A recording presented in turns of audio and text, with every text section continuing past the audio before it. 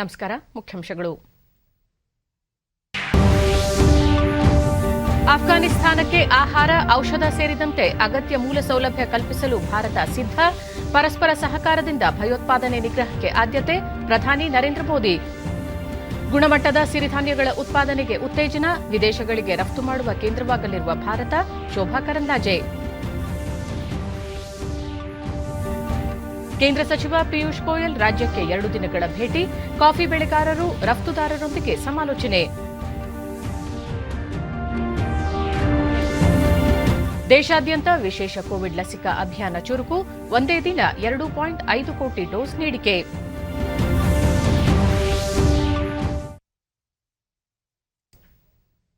ವಾರ್ತೆಗಳ ವಿವರ. ತಜಕಿಸ್ತಾನ ರಾಜಧಾನಿ ದುಶಾಂಬೆಯಲ್ಲಿ ನಡೆದ ಶಾಂಘೈ ಸಹಕಾರ ಒಕ್ಕೂಟ ಎಸ್ಸಿಒನ 21ನೇ ಸಮಾವೇಶವನ್ನು ಉದ್ದೇಶಿಸಿ ಪ್ರಧಾನಿ ನರೇಂದ್ರ ಮೋದಿ ವರ್ಚುವಲ್ ಮೂಲಕ ಪಾಲ್ಗೊಂಡರು. ಅಫ್ಘಾನಿಸ್ತಾನ ಕುರಿತ ಎಸ್ಸಿಒ ಸಿಎಸ್ಪಿಒ ಔಟ್ರೀಚ್ ಶೃಂಗಸಭೆಯಲ್ಲಿ ಅವರು ಅಫ್ಘಾನಿಸ್ತಾನದಲ್ಲಿ ನಡೆಯುತ್ತಿರುವ ಘಟನೆಗಳಿಂದ ಭಾರತದಂತಹ ನೆರೆಯ ರಾಷ್ಟಗಳು ಬಾಧಿತವಾಗುತ್ತಿವೆ. ಈ ಹಿನ್ನೆಲೆಯಲ್ಲಿ ಪ್ರಾದೇಶಿಕತೆಗೆ ಒತ್ತು ಮತ್ತು ಸಹಕಾರ ಅತಿ ಮುಖ್ಯವಾಗಿದೆ. ಅಫ್ಘಾನಿಸ್ತಾನದಲ್ಲಿನ ಇತ್ತೀಚಿನ ಬೆಳವಣಿಗೆಗಳಿಂದ ಕಾನೂನು ಬಾಹಿರ ಶಸ್ತ್ರಾಸ್ತ್ರ, ಮಾದಕ ವಸ್ತು ಹಾಗೂ ಮಾನವ ಕಳ್ಳಸಾಗಣೆ ಹೆಚ್ಚುವ ಆತಂಕ ಎದುರಾಗಿದೆ. ಅಫ್ಘಾನಿಸ್ತಾನದಲ್ಲಿನ ನೂತನ ಸರ್ಕಾರದಲ್ಲಿ ಮಹಿಳೆಯರು, ಅಲ್ಪಸಂಖ್ಯಾತರು ಮತ್ತು ಅಲ್ಲಿನ ಎಲ್ಲ ವರ್ಗಗಳ ಜನರ ಪ್ರಾತಿನಿಧ್ಯ ಅಗತ್ಯವಾಗಿದೆ ಎಂದರು. एससीओ की भी 20वीं वर्षगांठ मना रहे हैं. यह खुशी की बात है कि इस शुभ अवसर पर हमारे साथ नए मित्र जुड़ रहे हैं.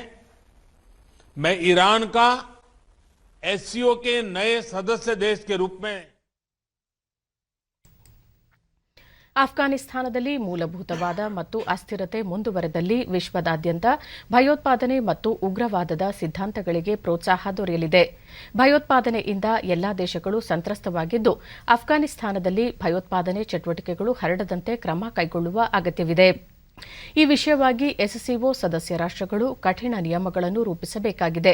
ಭಾರತ ಅಫ್ಘಾನಿಸ್ತಾನಕ್ಕೆ ವಿಶ್ವಾಸಾರ್ಹ ಪಾಲುದಾರ ಕ್ಷೇತ್ರವಾಗಿದ್ದು, ಎಲ್ಲಾ ವಲಯಗಳಲ್ಲೂ ಆ ದೇಶಕ್ಕೆ ಕೊಡುಗೆ ನೀಡಿದ್ದು, ಪ್ರಸ್ತುತ ಆಹಾರ ಸಾಮಗ್ರಿ, ಔಷಧ ಸೇರಿದಂತೆ ಅಗತ್ಯ ವಸ್ತುಗಳನ್ನು ಅಫ್ಘಾನ್ ಜನರಿಗೆ ತಲುಪಿಸಲು ಭಾರತ ಸಿದ್ದವಿದೆ ಎಂದರು. ಇದೇ ಸಂದರ್ಭದಲ್ಲಿ ಎಸ್ಸಿಒ ದೇಶಗಳ ನಡುವೆ ವಿವಿಧ ಒಪ್ಪಂದಗಳಿಗೆ ಸಹಿ ಹಾಕುವ ಕಾರ್ಯಕ್ರಮದಲ್ಲೂ ಪ್ರಧಾನಿ ನರೇಂದ್ರ ಮೋದಿ ವರ್ಚುವಲ್ ಮೂಲಕ ಪಾಲ್ಗೊಂಡಿದ್ದರು.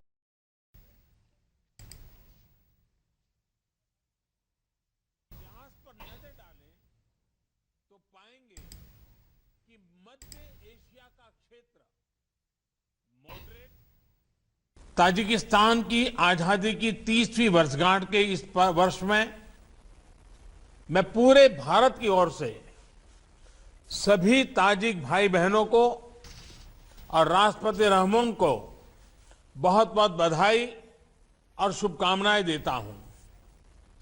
एक्सेलेंसीज, इस साल हम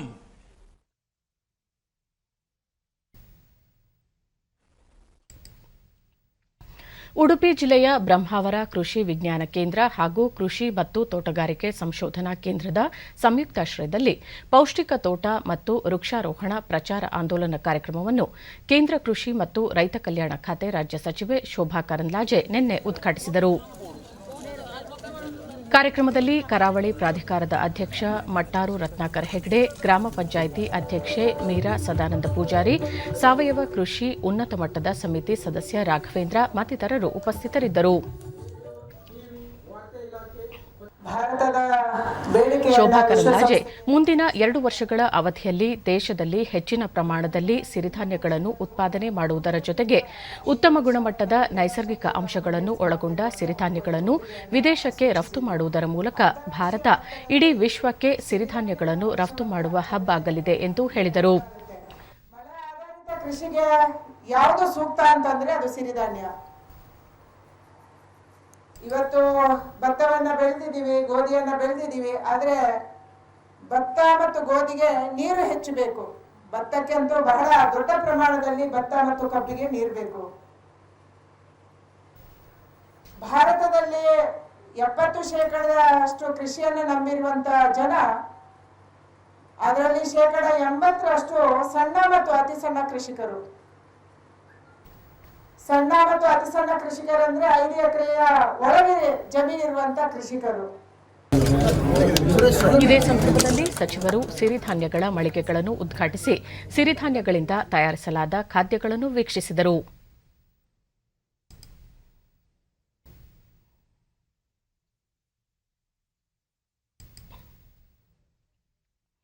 ಕೇಂದ್ರ ವಾಣಿಜ್ಯ ಮತ್ತು ಕೈಗಾರಿಕೆ ಹಾಗೂ ಜವಳಿ ಖಾತೆ ಸಚಿವ ಪಿಯೂಷ್ ಗೋಯಲ್ 2 ದಿನಗಳ ಭೇಟಿಗಾಗಿ ಬೆಂಗಳೂರಿಗೆ ಆಗಮಿಸಿದ್ದು, ಮುಖ್ಯಮಂತ್ರಿ ಬಸವರಾಜ ಬೊಮ್ಮಾಯಿ ಅವರನ್ನು ಭೇಟಿ ಮಾಡಿ ರಾಜ್ಯದ ಅಭಿವೃದ್ಧಿ ಕುರಿತು ಸಮಾಲೋಚನೆ ನಡೆಸಿದರು.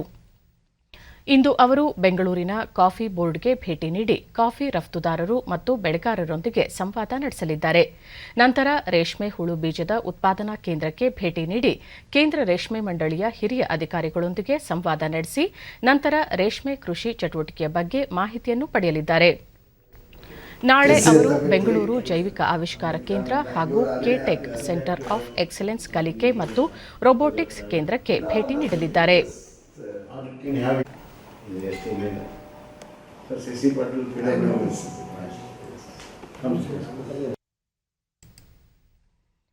ದಾವಣಗೆರೆಯಲ್ಲಿ ಇಂದು ಮತ್ತು ನಾಳೆ 2 ದಿನಗಳ ಕಾಲ ರಾಜ್ಯ ಬಿಜೆಪಿ ಕೋರ್ ಕಮಿಟಿ ಸಭೆ ನಡೆಯಲಿದ್ದು, ಸಭೆಯಲ್ಲಿ ಮುಖ್ಯಮಂತ್ರಿ ಬಸವರಾಜ ಬೊಮ್ಮಾಯಿ ಸೇರಿದಂತೆ ಹಿರಿಯ ನಾಯಕರು ಪಾಲ್ಗೊಳ್ಳಲಿದ್ದಾರೆ. ಬಸವರಾಜ ಬೊಮ್ಮಾಯಿ ಮುಖ್ಯಮಂತ್ರಿಯಾದ ಬಳಿಕ ನಡೆಯುತ್ತಿರುವ ಮೊದಲ ಕಾರ್ಯಕಾರಿಣಿ ಇದಾಗಿದೆ. ಸಂಜೆ ಕೋರ್ ಕಮಿಟಿ ಸಭೆ ನಡೆಯಲಿದ್ದು, ನಾಳೆ ಕಾರ್ಯಕಾರಿಣಿ ನಡೆಯಲಿದೆ.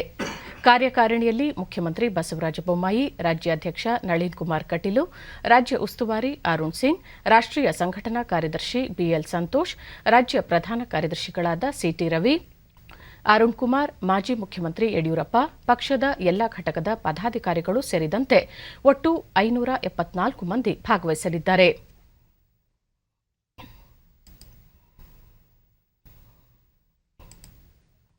ಚಿತ್ರದುರ್ಗ ಜಿಲ್ಲೆಯ ಚಳ್ಳಕೆರೆ ತಾಲೂಕಿನ ಜೋಗಿಹಟ್ಟಿ ಸರ್ಕಾರಿ ಹಿರಿಯ ಪ್ರಾಥಮಿಕ ಶಾಲೆಗೆ ಕೇಂದ್ರ ಸಾಮಾಜಿಕ ನ್ಯಾಯ ಮತ್ತು ಸಬಲೀಕರಣ ಖಾತೆ ರಾಜ್ಯ ಸಚಿವ ಎ ನಾರಾಯಣಸ್ವಾಮಿ ನಿನ್ನೆ ಭೇಟಿ ನೀಡಿ ಪರಿಶೀಲಿಸಿದರು. ಈ ವೇಳೆ ಇಲಾಖೆಯ ಅಧಿಕಾರಿಗಳು, ಪಕ್ಷದ ಮುಖಂಡರು ಹಾಗೂ ಸಾರ್ವಜನಿಕರು ಉಪಸ್ಥಿತರಿದ್ದರು. ಶಾಲಾ ಮಕ್ಕಳು ಹೂಗಳನ್ನು ನೀಡುವ ಮೂಲಕ ಸಚಿವರನ್ನು ಸ್ವಾಗತಿಸಿದರು. ನಂತರ ಸಚಿವರು ಶಾಲಾ ಆವರಣದಲ್ಲಿ ಸಸಿ ನೆಟ್ಟರು. ನಂತರ ನಡೆದ ಪ್ರಧಾನಿ ನರೇಂದ್ರ ಮೋದಿ ಅವರ ಹುಟ್ಟುಹಬ್ಬ ಆಚರಣೆ ಕಾರ್ಯಕ್ರಮದಲ್ಲಿ ಶಾಲಾ ಮಕ್ಕಳಿಗೆ ಬ್ಯಾಗ್ ಮತ್ತು ಪುಸ್ತಕಗಳನ್ನು ವಿತರಿಸಿದರು.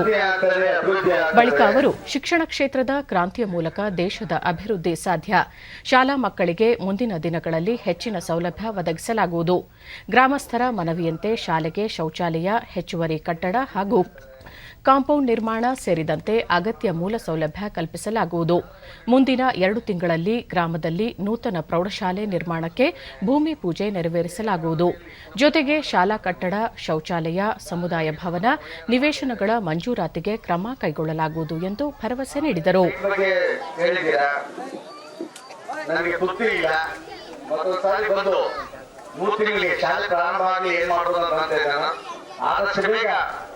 ನಿಮ್ಮ ದರ್ಶನ ಭಾಗ್ಯ ಪಡೆದು ಈ ಊರಿಗೆ 2 ತಿಂಗಳಲ್ಲೇ ಗುಡಿ ಪೂಜೆ ಮಾಡಿ ಕಾರ್ಯಕ್ರಮ ಮಾಡೋಣ. ಈ ದೇಶದ ವಿಷಯ ನಾಯಕ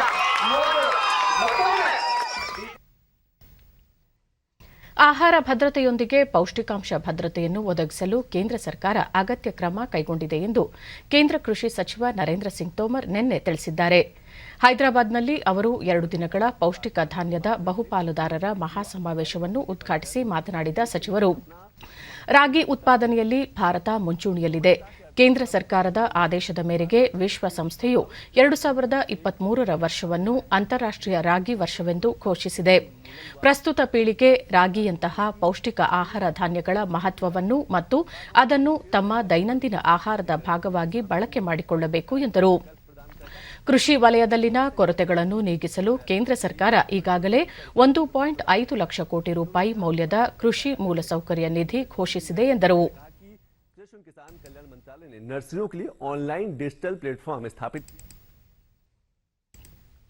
ರಾಜ್ಯದಲ್ಲಿ ನಿನ್ನೆ ಹೊಸದಾಗಿ 1,003 ಕೋವಿಡ್ ಪ್ರಕರಣಗಳು ದೃಢಪಟ್ಟಿದ್ದು, ಇದರೊಂದಿಗೆ ಒಟ್ಟು ಸೋಂಕು ಪ್ರಕರಣಗಳ ಸಂಖ್ಯೆ 29,66,194ಕ್ಕೆ ಏರಿಕೆಯಾಗಿದೆ. ನಿನ್ನೆ 1,199 ಮಂದಿ ಆಸ್ಪತ್ರೆಯಿಂದ ಬಿಡುಗಡೆಯಾಗಿದ್ದು, ಇದುವರೆಗೂ ಗುಣಮುಖರಾದವರ ಒಟ್ಟು ಸಂಖ್ಯೆ 29,12,633ಕ್ಕೆ ತಲುಪಿದೆ. ನಿನ್ನೆ 18 ಮಂದಿ ಸಾವನ್ನಪ್ಪಿದ್ದು ಮೃತಪಟ್ಟವರ ಸಂಖ್ಯೆ 37,573ಕ್ಕೆ ಏರಿಕೆಯಾಗಿದೆ. ಸದ್ಯ ರಾಜ್ಯದಲ್ಲಿ 15,960 ಸಕ್ರಿಯ ಪ್ರಕರಣಗಳಿವೆ ಎಂದು ಆರೋಗ್ಯ ಮತ್ತು ಕುಟುಂಬ ಕಲ್ಯಾಣ ಇಲಾಖೆ ತಿಳಿಸಿದೆ. ಬೆಂಗಳೂರಿನಲ್ಲಿ 310 ಮಂದಿಗೆ ಸೋಂಕು ತಗುಲಿದ್ದು ಒಟ್ಟು ಸೋಂಕು ಪ್ರಕರಣಗಳ ಸಂಖ್ಯೆ 12,42,950ಕ್ಕೆ ಏರಿಕೆಯಾಗಿದೆ. ನಿನ್ನೆ 276 ಮಂದಿ ಆಸ್ಪತ್ರೆಯಿಂದ ಬಿಡುಗಡೆಯಾಗಿದ್ದು ಇದುವರೆಗೂ ಒಟ್ಟು 12,19,417 ಮಂದಿ ಗುಣಮುಖರಾಗಿದ್ದಾರೆ. ಸದ್ಯ 7,456 ಸಕ್ರಿಯ ಪ್ರಕರಣಗಳಿವೆ. ಬೆಂಗಳೂರಿನಲ್ಲಿ 6 ಮಂದಿ ಸಾವನ್ನಪ್ಪಿದ್ದು ಇದುವರೆಗೂ ಒಟ್ಟು 16,076 ಮಂದಿ ಸಾವನ್ನಪ್ಪಿದ್ದಾರೆ. ಬಾಗಲಕೋಟೆ, ಬೀದರ್, ಹಾವೇರಿ, ಕೊಪ್ಪಳ ಹಾಗೂ ವಿಜಯಪುರ ಜಿಲ್ಲೆಗಳಲ್ಲಿ ಯಾವುದೇ ಸೋಂಕು ಪ್ರಕರಣ ವರದಿಯಾಗಿಲ್ಲ. ಉಳಿದಂತೆ ರಾಜ್ಯದ ವಿವಿಧ ಜಿಲ್ಲೆಗಳಲ್ಲಿ ದಾಖಲಾಗಿರುವ ಸೋಂಕು ಪ್ರಕರಣಗಳ ಸಂಖ್ಯೆ ಈ ರೀತಿ ಇದೆ.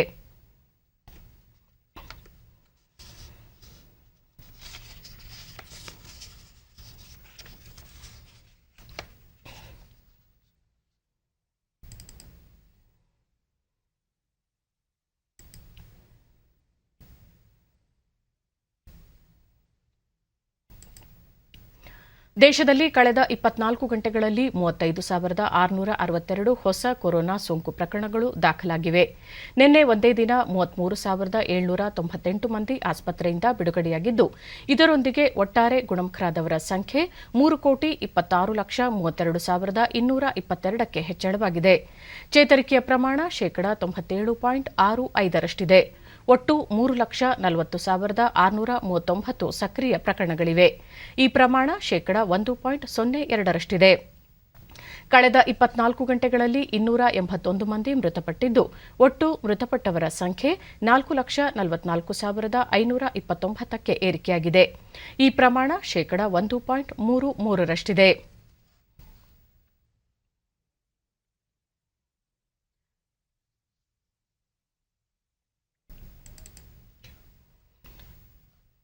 ದೇಶಾದ್ಯಂತ ನಿನ್ನೆ ಹಮ್ಮಿಕೊಳ್ಳಲಾಗಿದ್ದ ವಿಶೇಷ ಕೋವಿಡ್ ಲಸಿಕಾ ಅಭಿಯಾನದಲ್ಲಿ ಕಳೆದ 24 ಗಂಟೆಗಳಲ್ಲಿ 2.5 ಕೋಟಿ ಡೋಸ್ಗಳನ್ನು ನೀಡುವುದರೊಂದಿಗೆ ಅತಿ ಹೆಚ್ಚು ಲಸಿಕೆಗಳನ್ನು ವಿತರಿಸಲಾಗಿದೆ.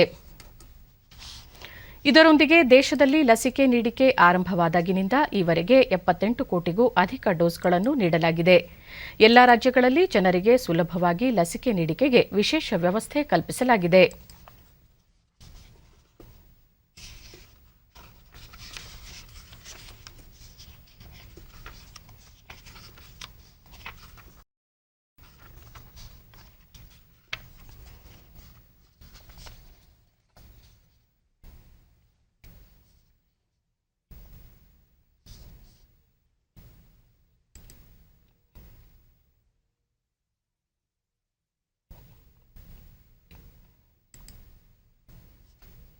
ಉತ್ತರ ಕನ್ನಡ ಜಿಲ್ಲೆಯ ಕಾರವಾರದ ಸೀಬರ್ಡ್ ಕದಂಬ ನೌಕಾನೆಲೆಗೆ ಸ್ವರ್ಣಿಮ್ ವಿಜಯ್ ವರ್ಷ್ ಆಚರಣೆಯ ಭಾಗವಾಗಿ ಆಗಮಿಸಿದ ವಿಜಯ ಜ್ಯೋತಿಯನ್ನು Karnataka naval area rear admiral Mahesh Singh ನಿನ್ನೆ ಬರಮಾಡಿಕೊಂಡರು.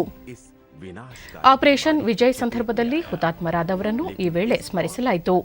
ಕಾರ್ಯಕ್ರಮದಲ್ಲಿ ನೌಕಾಸೇನೆಯ ಯೋಧರು ಉಪಸ್ಥಿತರಿದ್ದರು.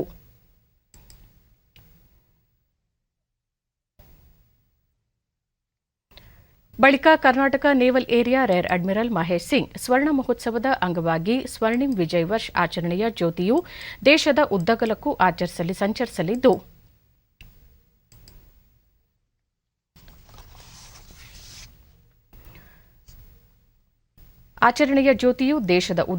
ಸಂಚರಿಸಲಿದ್ದು ಇದೀಗ ಕಾರವಾರ ನೌಕಾನೆಲೆಗೆ ಆಗಮಿಸಿದೆ. ಜ್ಯೋತಿ ಸೆಪ್ಟೆಂಬರ್ 24ರವರೆಗೆ ಇಲ್ಲೇ ಇರಲಿದ್ದು ಹಲವು ಕಾರ್ಯಕ್ರಮಗಳನ್ನು ಆಯೋಜಿಸಲಾಗುವುದು. 1971ರ ಬಾಂಗ್ಲಾದೇಶದ ವಿಮೋಚನೆಯ ಯುದ್ಧದಲ್ಲಿ ನಮ್ಮ ನೌಕಾಸೇನೆಯ ಯೋಧರು ವಿಜಯ ಸಾಧಿಸಿದ ನೆನಪಿನಲ್ಲಿ ಸಂಭ್ರಮದ ಸ್ವರ್ಣ ಮಹೋತ್ಸವವನ್ನು ಆಚರಿಸಲಾಗುತ್ತಿದೆ. ವಿಜಯಕ್ಕೆ ಕಾರಣರಾದ ಎಲ್ಲಾ ಕಮಾಂಡರ್ಗಳ ಕಾರ್ಯ ಶ್ಲಾಘನೀಯ ಎಂದು ತಿಳಿಸಿದರು. In the 1971 operations, wherein large number of assets from the Navy were deployed on the eastern seaboard, including the special operations carried out by the naval divers and the marine commandos, who along with the Mukti Bahini of the Bangladesh were instrumental in helping the combined forces achieve a victory and achieve the liberation of Bangladesh. That the Swarnim Vijay Mashal has arrived in Karwar today and will be in Karwar from today till 24th of this month. This Mashal has come all the way and is moving around the country to celebrate the 50 years of the 1971 war, the victory that the Indian and the Bangladeshi forces achieved in the 1971 war. And this Mashal will be going around to all the places in the Karwar, including the ships, the schools, the NCC, and also tribute will be paid to at the bust of late Major Raghoba Rane near the Chappal Museum. ಕೊಯಮತ್ತೂರಿನ Isha foundation ಸಂಸ್ಥಾಪಕರಾದ ಸದ್ಗುರು ಜಗ್ಗಿ ವಾಸುದೇವ ಅವರು ಮುಖ್ಯಮಂತ್ರಿ ಬಸವರಾಜ ಬೊಮ್ಮಾಯಿ ಅವರನ್ನು ನಿನ್ನೆ ಬೆಂಗಳೂರಿನಲ್ಲಿ ಭೇಟಿ ಮಾಡಿದರು. ನಮ್ಮ ನಂದಿ ಹಾಗೂ ಹಸಿರು ಬೆಂಗಳೂರು ಯೋಜನೆಯಡಿ ಬೃಹತ್ ಪ್ರಮಾಣದಲ್ಲಿ ಸಸಿ ನೆಡುವ ಕಾರ್ಯಕ್ರಮದ ಕುರಿತು ಮುಖ್ಯಮಂತ್ರಿಗಳೊಂದಿಗೆ ಸಮಾಲೋಚನೆ ನಡೆಸಿದರು.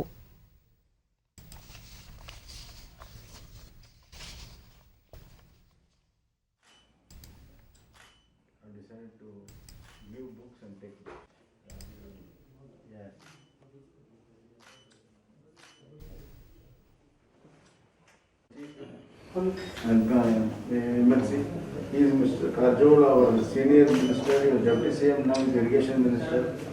More than 300 education institutions, one of the largest in North America, including medical college. Health and education, vital in our country.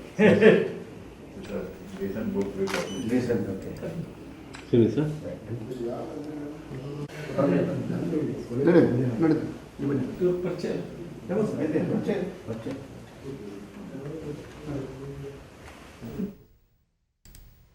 ಕೇಂದ್ರ ಸರ್ಕಾರ ಪ್ಯಾನ್ ಆಧಾರ್ಗಳ ಜೋಡಣೆ ಮಾಡುವ ಗಡುವನ್ನು ಬರುವ ವರ್ಷ ಮಾರ್ಚ್ವರೆಗೆ ವಿಸ್ತರಿಸಿದೆ.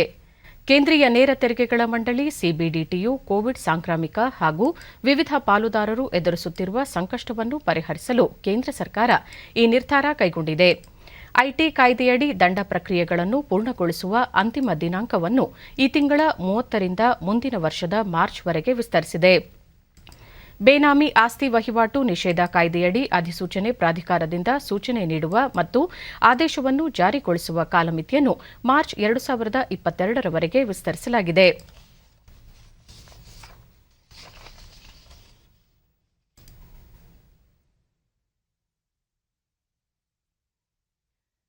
ಕರ್ನಾಟಕ ಲಲಿತಕಲಾ ಅಕಾಡೆಮಿ ವತಿಯಿಂದ ಆಜಾದಿ ಕಾ ಅಮೃತ್ ಮಹೋತ್ಸವ ಹಾಗೂ ಪ್ರಧಾನಮಂತ್ರಿ ನರೇಂದ್ರ ಮೋದಿ ಅವರ ಜನ್ಮ ದಿನಾಚರಣೆ ಅಂಗವಾಗಿ ಭಾರತದ ಹಿರಿಮೆ ಕಲಾ ಪ್ರದರ್ಶನವನ್ನು ಬೆಂಗಳೂರಿನ ಕನ್ನಡ ಭವನದಲ್ಲಿ ನಿನ್ನೆ ಆಯೋಜಿಸಲಾಗಿತ್ತು. ಈ ವೇಳೆ ಲಲಿತಕಲಾ ಅಕಾಡೆಮಿ ಅಧ್ಯಕ್ಷ ಡಿ ಮಹೇಂದ್ರ ಹಾಗೂ ಕನ್ನಡ ಮತ್ತು ಸಂಸ್ಕೃತಿ ಇಲಾಖೆ ನಿರ್ದೇಶಕ ಎಸ್ ರಂಗಪ್ಪ ಉಪಸ್ಥಿತರಿದ್ದರು.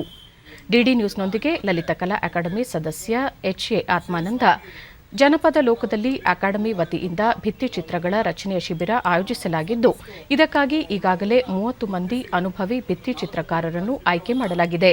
ಶಿಬಿರದಲ್ಲಿ ಚಿತ್ರಕಾರರು ಗೋಡೆ ಹಾಗೂ ಕ್ಯಾನ್ವಾಸ್ಗಳ ಮೇಲೆ ಭಿತ್ತಿಚಿತ್ರಗಳನ್ನು ಬಿಡಿಸಲು ವ್ಯವಸ್ಥೆ ಮಾಡಲಾಗಿದೆ ಎಂದು ತಿಳಿಸಿದರು. ಕರ್ನಾಟಕ ಲಲಿತಕಲಾ ಅಕಾಡೆಮಿ ಅಧ್ಯಕ್ಷ ಡಿ ಮಹೇಂದ್ರ, ಅಕಾಡೆಮಿ ವತಿಯಿಂದ ಪ್ರತಿ ತಿಂಗಳು ಇಂತಹ ಕಲಾ ಪ್ರದರ್ಶನಗಳನ್ನು ಆಯೋಜನೆ ಮಾಡಿಕೊಂಡು ಬರುತ್ತಿದ್ದು, ಈ ಬಾರಿ ಪ್ರಧಾನಿ ನರೇಂದ್ರ ಮೋದಿ ಅವರ ಹುಟ್ಟುಹಬ್ಬದ ಪ್ರಯುಕ್ತ ಚಿತ್ರಕಲಾವಿದರು ರಚಿಸಿದ ಅವರ ಛಾಯಾಚಿತ್ರಗಳನ್ನು ಪ್ರದರ್ಶನಕ್ಕೆ ಇಡಲಾಗಿದೆ. 15 ದಿನಗಳ ಕಾಲ ಸಾರ್ವಜನಿಕರ ವೀಕ್ಷಣೆಗೆ ಅವಕಾಶ ಕಲ್ಪಿಸಲಾಗಿದೆ ಎಂದರು. ಹಾಗೆ ಬೇರೆ ಬೇರೆ ಕಲಾವಿದರು ತಮ್ಮ ಅನೇಕ ಕೈಚಳಕಗಳ ಮೂಲಕ ಭಾರತದ ಒಂದು ಹಿರಿಮೆಯನ್ನು ಸಾರುತ್ತಾ ಅನೇಕ ದೃಶ್ಯಗಳಿವೆ.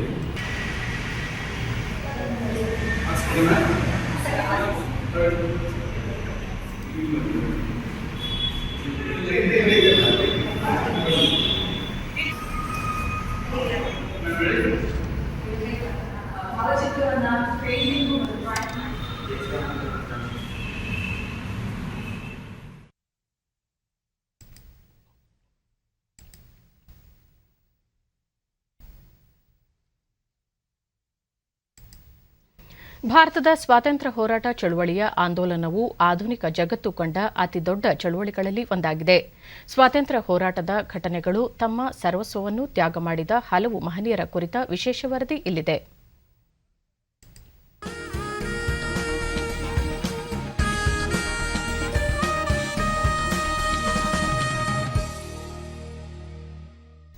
1891 ಸೆಪ್ಟೆಂಬರ್ 15ರಂದು ದೇಶಕ್ಕೆ ಜೈ ಹಿಂದ್ ಘೋಷವಾಕ್ಯವನ್ನು ನೀಡಿದ ಸ್ವಾತಂತ್ರ್ಯ ಹೋರಾಟಗಾರ ಕ್ರಾಂತಿಕಾರಿ ವೀರ ಚಂಪಾರಾಮನ್ ಪಿಳ್ಳೈ ತಿರುವನಂತಪುರದಲ್ಲಿ ಜನಿಸಿದರು. ಜೈ ಹಿಂದ್ ಪಿಳ್ಳೈ ಎಂದು ಕರೆಯಲ್ಪಡುತ್ತಿದ್ದ ಚಂಪಾರಾಮನ್ ಪಿಳ್ಳೈ ಬ್ರಿಟಿಷರ ವಿರುದ್ಧ ದನಿ ಎತ್ತಿ ಶಾಲಾ ಆವರಣದಲ್ಲಿ ಜೈ ಹಿಂದ್ ಅಥವಾ ಜೈ ಹಿಂದೂಸ್ತಾನ್ ಕಿ ಎಂದು ಕೂಗಿದರು ಎಂದು ಹೇಳಲಾಗುತ್ತದೆ. ಆಸ್ಟ್ರಿಯಾದಲ್ಲಿ ಶಿಕ್ಷಣವನ್ನು ಪಡೆದಿದ್ದ ರಾಮನ್ ಪಿಳ್ಳೈ ಇಂಜಿನಿಯರಿಂಗ್ನಲ್ಲಿ ಡಿಪ್ಲೊಮಾ ಪದವಿ ಮತ್ತು ಸಾರ್ವಜನಿಕ ಆಡಳಿತ ಹಾಗೂ ಅರ್ಥಶಾಸ್ತ್ರದಲ್ಲಿ ಪದವಿಗಳನ್ನು ಗಳಿಸಿದ್ದರು. ಪಿಳ್ಳೈ 12 ಭಾಷೆಗಳ ಮೇಲೆ ಹಿಡಿತ ಹೊಂದಿದ್ದರು. 1914ರಲ್ಲಿ ಮೊದಲ ವಿಶ್ವ ಮಹಾಯುದ್ಧ ಆರಂಭವಾದಾಗ ಸ್ವಾತಂತ್ರ್ಯ ಹೋರಾಟಕ್ಕೆ ಜರ್ಮನ್ ಬೆಂಬಲವನ್ನು ಪಡೆಯಲು ಪ್ರಯತ್ನಿಸಿದ ಸಾಗರೋತ್ತರ ಭಾರತೀಯ ಕ್ರಾಂತಿಕಾರಿಗಳಲ್ಲಿ ಪಿಳ್ಳೈ ಕೂಡ ಒಬ್ಬರು. ಯುರೋಪಿನಲ್ಲಿದ್ದ ಭಾರತೀಯ ಕ್ರಾಂತಿಕಾರಿಗಳು ಜ್ಯೂರಿಕ್ನಲ್ಲಿರುವ ಜರ್ಮನ್ ರಾಯಭಾರ ಕಚೇರಿಯನ್ನು ಸಂಪರ್ಕಿಸಿ 1914ರ ಸೆಪ್ಟೆಂಬರ್ನಲ್ಲಿ ಅಂತಾರಾಷ್ಟ್ರೀಯ ಭಾರತ ಪರ ಸಮಿತಿಯನ್ನು ರಚಿಸಿದರು. ಜ್ಯೂರಿಕ್ನಲ್ಲಿ ಕೇಂದ್ರ ಕಚೇರಿ ತೆರೆಯಲು ಮತ್ತು ಪಿಳ್ಳೈ ಅವರನ್ನು ಸಮಿತಿಯ ಅಧ್ಯಕ್ಷರನ್ನಾಗಿ ಮಾಡಲು ನಿರ್ಧರಿಸಿದರು. ಪಿಳ್ಳೈ ಅವರು ಜ್ಯೂರಿಕ್ನಿಂದ ಪ್ರೋ ಇಂಡಿಯಾ ಎಂಬ ಜರ್ಮನ್ ಇಂಗ್ಲಿಷ್ ಮಾಸಪತ್ರಿಕೆಯನ್ನು ನಡೆಸುತ್ತಿದ್ದರು. ಈ ನಿಯತಕಾಲಿಕವು ಪ್ರಪಂಚದ ಕುರಿತು ಭಾರತೀಯ ದೃಷ್ಟಿಕೋನವನ್ನು ಜರ್ಮನ್ನರ ಮುಂದಿಟ್ಟಿತ್ತು. 1914ರ ಅಕ್ಟೋಬರ್ನಲ್ಲಿ ಪಿಳ್ಳೈ ಭಾರತೀಯ ಉದ್ದೇಶಗಳ ಬೆಂಬಲವಾಗಿ ಬರ್ಲಿನ್ ಸಮಿತಿಯನ್ನು ಸ್ಥಾಪಿಸಿದ್ದರು. 1914 ಮತ್ತು 1917ರ ನಡುವೆ ಬ್ರಿಟಿಷ್ ಆಳ್ವಿಕೆಯ ವಿರುದ್ಧ ಅಂತಾರಾಷ್ಟ್ರೀಯ ನಿಲುವನ್ನು ರೂಪಿಸಲು ಸರಣಿ ಯೋಜನೆಗಳನ್ನು ಆಯೋಜಿಸಲಾಯಿತು. ಭಾರತೀಯ ಕ್ರಾಂತಿಕಾರಿಗಳು 1915ರಲ್ಲಿ ಕಾಬೂಲ್ನಲ್ಲಿ ಭಾರತದ ತಾತ್ಕಾಲಿಕ ಸರ್ಕಾರವನ್ನು ಸ್ಥಾಪಿಸಿದರು. ಆ ಸರ್ಕಾರದಲ್ಲಿ ಚಂಪಕಾರಾಮನ್ ಪಿಳ್ಳೈ ವಿದೇಶಾಂಗ ಸಚಿವರಾಗಿದ್ದರು. ಟರ್ಕಿ ಮತ್ತು ಜರ್ಮನ್ ಸೈನಿಕರನ್ನು ಆಫ್ಘಾನಿಸ್ತಾನಕ್ಕೆ ಕರೆತಂದು ಕಾಬೂಲ್ನಿಂದ ಬ್ರಿಟಿಷ್ ಆಳ್ವಿಕೆ ವಿರುದ್ಧ ಯುದ್ಧ ಆರಂಭಿಸುವ ಯೋಜನೆ ರೂಪಿಸಲಾಯಿತು. ವಾಯುವ್ಯ ಗಡಿಯಿಂದ ದಾಳಿ ಉದ್ದೇಶ ಹೊಂದಿದ್ದ ಈ ಯೋಜನೆಯು ಬ್ರಿಟಿಷರ ವಿರುದ್ಧ ಭಾರತೀಯ ಸೇನೆಯು ದಂಗೇಳುವಂತೆ ಪ್ರಚೋದಿಸುವುದು ಎಂದು ಭಾವಿಸಲಾಗಿತ್ತು. ಆದರೆ ಈ ಯೋಜನೆ ವಿಫಲವಾಯಿತು. ಮೊದಲನೆಯ ವಿಶ್ವ ಮಹಾಯುದ್ಧ ಮುಗಿದ ನಂತರ ಪಿಳ್ಳೈ ಯುರೋಪಿನಲ್ಲಿ ಉಳಿದುಕೊಂಡು ರಾಷ್ಟ್ರೀಯವನ್ನು ಮುಂದುವರೆಸಿದರು. ಅವರು 1934 ಬರ್ಲಿನ್ನಲ್ಲಿ ನಿಧನರಾದರು. ಅವರ ಚಿತಾಭಸ್ಮವನ್ನು ತ್ರಿವರ್ಣ ಧ್ವಜದೊಂದಿಗೆ ಸ್ವತಂತ್ರ ಭಾರತಕ್ಕೆ ಕೊಂಡೊಯ್ಯಬೇಕೆಂಬುದು ಅವರ ಕೊನೆಯ ಆಸೆಯಾಗಿತ್ತು. ಸ್ವಾತಂತ್ರ್ಯ ಲಭಿಸಿದ ಕೆಲವು ವರ್ಷಗಳ ನಂತರ ಪಿಳ್ಳೈ ಅವರ ಪತ್ನಿ ಲಕ್ಷ್ಮೀಬಾಯಿಯವರು ಪತಿಯ ಚಿತಾಭಸ್ಮದೊಂದಿಗೆ ಭಾರತಕ್ಕೆ ಮರಳಿದರು. ಐಎನ್ಎಸ್ ದೆಹಲಿ ಹಡಗಿನಲ್ಲಿ ಬಾಂಬೆಯಿಂದ ತಿರುವನಂತಪುರಕ್ಕೆ ಪ್ರಯಾಣ ಬೆಳೆಸಿದರು. ಚಿತಾಭಸ್ಮವನ್ನು ಕರಮಣಿ ನದಿಯಲ್ಲಿ ವಿಸರ್ಜನೆ ಮಾಡಲಾಯಿತು. 1940 ಸೆಪ್ಟೆಂಬರ್ 15ರಂದು ಮಲಬಾರಿನಲ್ಲಿ ಬ್ರಿಟಿಷರ ಆಡಳಿತದ ವಿರುದ್ಧ ಒಂದು ಪ್ರಮುಖ ಪ್ರತಿರೋಧ ಚಳವಳಿ ಕೇರಳದ ಕಣ್ಣೂರು ಜಿಲ್ಲೆಯಲ್ಲಿ ನಡೆಯಿತು. ಸೆಪ್ಟೆಂಬರ್ 15ನ್ನು ಸಾಮ್ರಾಜ್ಯಶಾಹಿ ವಿರೋಧಿ ದಿನವನ್ನಾಗಿ ಆಚರಿಸುವಂತೆ ಪ್ರಾಂತೀಯ ಕಾಂಗ್ರೆಸ್ ಸಮಿತಿಯು ಮಲಬಾರಿನ ಜನರಿಗೆ ಕರೆ ನೀಡಿತು. ಸಾಮ್ರಾಜ್ಯಶಾಹಿ ವಿರುದ್ಧ ಮಲಬಾರಿನಾದ್ಯಂತ ಸಭೆಗಳು ಮತ್ತು ಪ್ರದರ್ಶನಗಳು ನಡೆದವು. ಹಲವು ಸ್ಥಳಗಳಲ್ಲಿ ಜನರು ಮತ್ತು ಪೊಲೀಸರ ನಡುವೆ ಹಿಂಸಾತ್ಮಕ ಘರ್ಷಣೆಗಳು ನಡೆದವು. ಮೊರೋಜಾ ಎಂಬಲ್ಲಿ ಗುಂಪು ಮತ್ತು ಪೊಲೀಸರ ನಡುವಿನ ಘರ್ಷಣೆಯಲ್ಲಿ 2 ಯುವಕರು ಸಾವನ್ನಪ್ಪಿದರು. ಈ ಘಟನೆಗೆ ಸಂಬಂಧಿಸಿದಂತೆ ಕಮ್ಯುನಿಸ್ಟ್ ಪ್ರಮುಖ ಕೆಪಿಆರ್ ಗೋಪಾಲನನ್ನು ಕೊಲೆ ಆರೋಪದ ಮೇಲೆ ಬಂಧಿಸಿ ವಿಚಾರಣೆಯ ಬಳಿಕ ಮರಣದಂಡನೆ ವಿಧಿಸಲಾಯಿತು. ಆದರೆ ಮಹಾತ್ಮ ಗಾಂಧಿ ಸೇರಿದಂತೆ ಹಲವು ರಾಜಕೀಯ ನಾಯಕರ ಮಧ್ಯಸ್ಥಿಕೆಯ ಫಲವಾಗಿ ಮರಣದಂಡನೆ ಜಾರಿಯಾಗಲಿಲ್ಲ.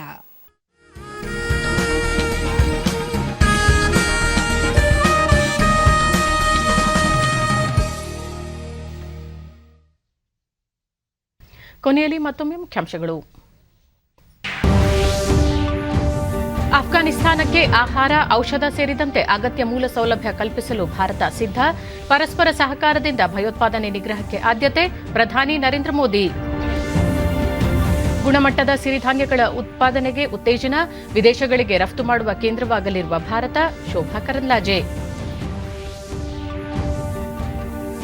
ಕೇಂದ್ರ ಸಚಿವ ಪಿಯೂಷ್ ಗೋಯಲ್ ರಾಜ್ಯಕ್ಕೆ 2 ದಿನಗಳ ಭೇಟಿ, ಕಾಫಿ ಬೆಳೆಗಾರರು, ರಫ್ತುದಾರರೊಂದಿಗೆ ಸಮಾಲೋಚನೆ. ದೇಶಾದ್ಯಂತ ವಿಶೇಷ ಕೋವಿಡ್ ಲಸಿಕಾ ಅಭಿಯಾನ ಚುರುಕು, ಒಂದೇ ದಿನ 2.5 ಕೋಟಿ ಡೋಸ್ ನೀಡಿಕೆ.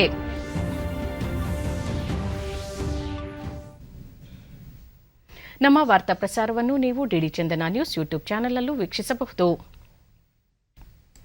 ವ್ಯಕ್ತಿಗತ ಅಂತರ ಕಾಪಾಡಿಕೊಳ್ಳುವುದರೊಂದಿಗೆ ನೀವು ಸುರಕ್ಷಿತವಾಗಿರಿ, ನಿಮ್ಮವರನ್ನು ಸುರಕ್ಷಿತವಾಗಿರಿಸಿ.